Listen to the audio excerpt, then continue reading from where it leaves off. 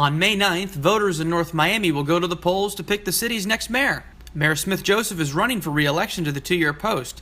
Joseph is a doctor. He has drawn 3 opponents: Hector Medina, a retired doctor, Tyrone Hill, a teacher, and Danielle Bouveau, an alternative medicine consultant. I will make the exit on 125th pretty. Because when you exit to get into the city, when I came here the first time and I exited there, I said to my wife, but this is like a ghetto. I don't want to live here.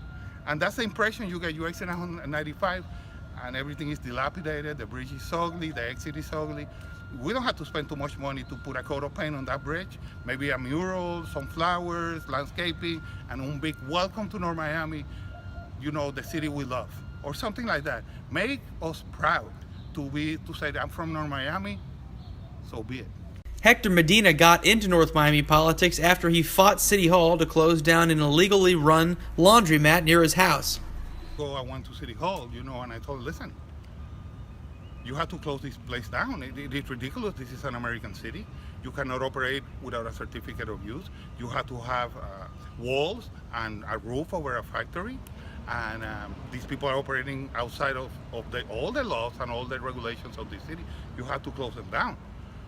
I'm telling you, I told them, I'm here on vacation. And you close those people down and there will be consequences if you don't. And they made me fight with them 3 years. So in those 3 years, I have learned all the politics of the city. I have made friends with many police officers and people who got involved from the city that are honest public servants. And I have learned how this city works. Facts and figures are driving me, and that's what I mean. I don't see the mayor. I see an issue that is before me. I look at where the city has come to, where we are now, and where I can lead it to. And I did a comparison of 14 municipalities north of downtown Miami. North Miami, out of the 14, we're 3rd from the bottom, only surpassing Hialeah. They have the land mass and the population, but their per capita income is $20,000 a year. Opa-locka is the bottom at 17. So you have Opa-locka, Hialeah, and then North Miami. We've dropped down. So I don't take a personal approach in terms of stooping to demagoguery to bash an opponent. I'm looking at facts and figures and what it is I can do to craft a better direction for North Miami. Hill is a teacher at North Miami Middle School, and he said that education was going to be his main focus in office. He needs to then infuse more resources into the school, beyond the school board's resources. After school, right after school, that's when students fight. Well, it's no longer the school's responsibility, but they're on the streets of North Miami.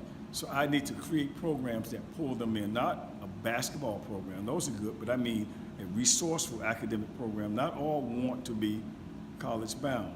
They want skills. There are guys who will act out in the classroom who want to learn how to fix an engine, or they watch Indianapolis 500, etc., Daytona, and they're curious about fast cars. We're not gearing those students. We're leaving them to their own devices, and they're creating petty crimes in the city. Crafting those programs, that would be one of my main focuses: at-risk students and students of academic merit. Hill also said that he wanted to create a new culture of service in City Hall. All to pay your water bill, and you walk out feeling like, I should have never entered that building.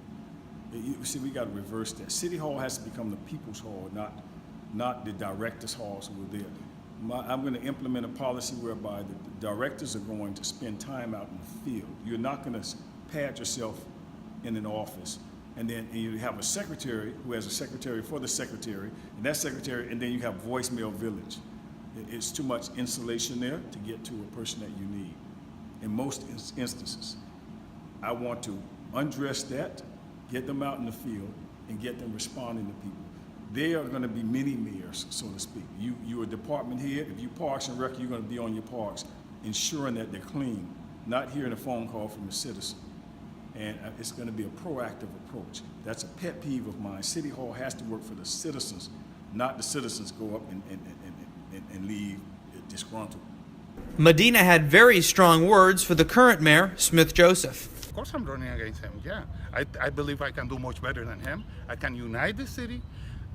There was a Mardi Gras event here a couple of months ago, 3 months ago. that extended until 12:30 a Monday morning. The people in this building, and they have music right next to this building. They were freaking out. It's 12:30. They had to go to sleep. They had to take the kids to school at 5 in the morning the next day. And the only thing we got from the mayor was a excuse that said, well, it was raining. We didn't start until 7. And so we extended the party because we were having fun. Sorry for the inconvenience. Inconvenience is when a lady in front of me in Publix, an old lady, forgot something and the cashier closed and go and get it for her. That's an inconvenience that I'm willing to take. And I'd be happy, to wait for a senior citizen to get his groceries. But that wasn't an inconvenience. That was a violation of the law and the power of the